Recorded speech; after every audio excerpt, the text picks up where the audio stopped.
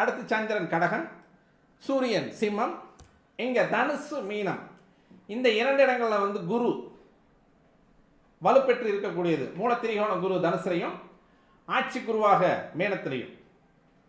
மகர கும்பங்களில் கெடுக்கிரகம் அப்படின்னு சொல்லக்கூடிய சனி பகவான் கும்பராசியில் வந்து மூலத்திரிகோணமாகவும் மகர ராசியில் வந்து ஆட்சியாகவும் இருக்கக்கூடிய ஒரு அமைப்பு அப்படின்னு சொல்லக்கூடியது. இந்த லக்கணங்கள் ரீதியாக லக்கணாதிபதி அப்படின்னு சொல்லக்கூடிய அந்தஸ்தில் அசுப சுபகிரகங்கள் அமர்வது நன்மையை தரும் அப்படின்றது காலபுருஷ தத்துவம் அப்படின்னு சொல்லக்கூடிய நமக்கு அந்த 12 ராசிகள் அப்படின்னு சொல்லக்கூடிய ராசி கட்டம் அறிவுறுத்தக்கூடிய ஒரு அமைப்பு.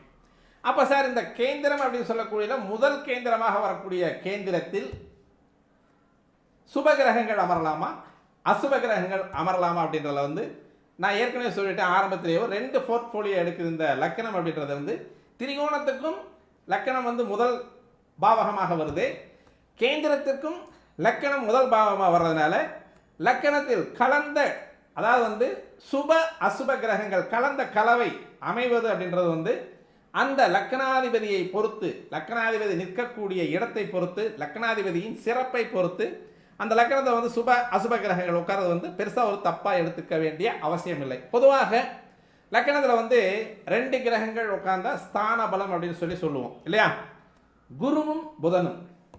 இங்கேயே அந்த ஸ்தான பலம் கொடுக்கும்போதே என்ன பண்ணுறாங்க, முழு சுபர் அப்படின்னு சொல்லக்கூடிய குருவை முதன்மைப்படுத்தி லக்கணத்தில் சேருவாரோடு சேரக்கூடிய எடுப்பார் கைப்பிள்ளை அப்படின்னு சொல்லக்கூடிய புதனை அவரே கெடு கிரகங்களோடு சேரும் பொழுது கெடு ஆதிபத்தியத்தையும் சுப கிரகங்களோடு சேரும் பொழுது சுப ஆதிபத்தியம் தரக்கூடிய அந்த புதனும் லக்கணத்தில் ஸ்தான பலம்.